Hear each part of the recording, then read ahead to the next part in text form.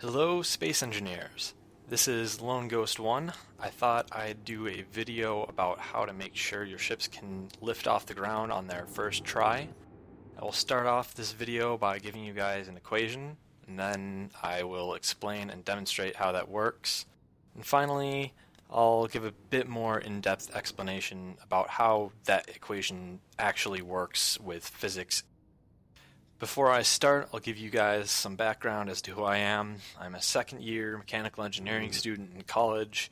I have a lot of experience with physics, so deriving the equation for this was something that is pretty easy. It's kind of thing I do multiple times a day, but for more complicated problems. I noticed a lot of people have no idea how any of this stuff works, and I had a couple friends who didn't know how to do this, so I thought I'd make a video and release it to the space engineering community so that you guys could understand it too. So the equation to figure out the payload of your ship is the number of thrusters that are pointing downwards on your ship or in the direction you want to be lifting off of a planet, times the thruster value for these thrusters, times 1,000. And that times 1,000 is important because if you get the thrust value from the wiki, it gives you it in kilonewtons, and this equation needs newtons to work. So then you'll subtract the mass of your ship times 10 times whatever the game tells you is the gravity for the area you're in. So on a Earth-like planet, it will say 1. So you'll just multiply the mass of your ship times 10 times 1.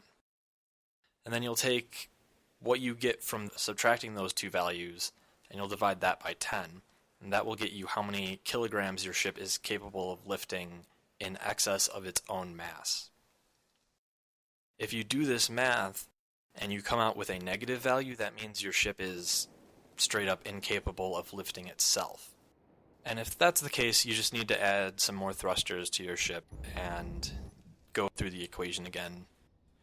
The ship I'm going to use for this example is one you can see in the video right now. It's my Leopard dropship design.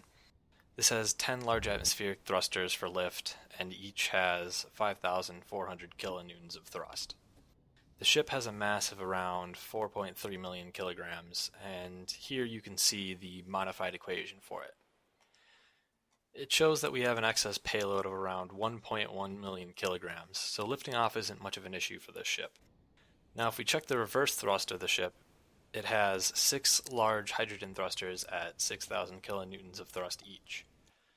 So when you resolve that equation, you can see that we have around negative 700,000 kilograms of payload. So this means that simply the ship is 700 kilograms heavier than it needs to be if you want it to stay flying in this state. Now, for those of you who are still watching and want to know how this actually works, it all comes back to Newton's laws, specifically his second law, force equals mass times acceleration. The equation I've shown takes the mass of the ship in kilograms, then multiplies it by 10 to approximately get the ship's weight in newtons. It then subtracts this from the total upward thrust of the ship, which is also in newtons.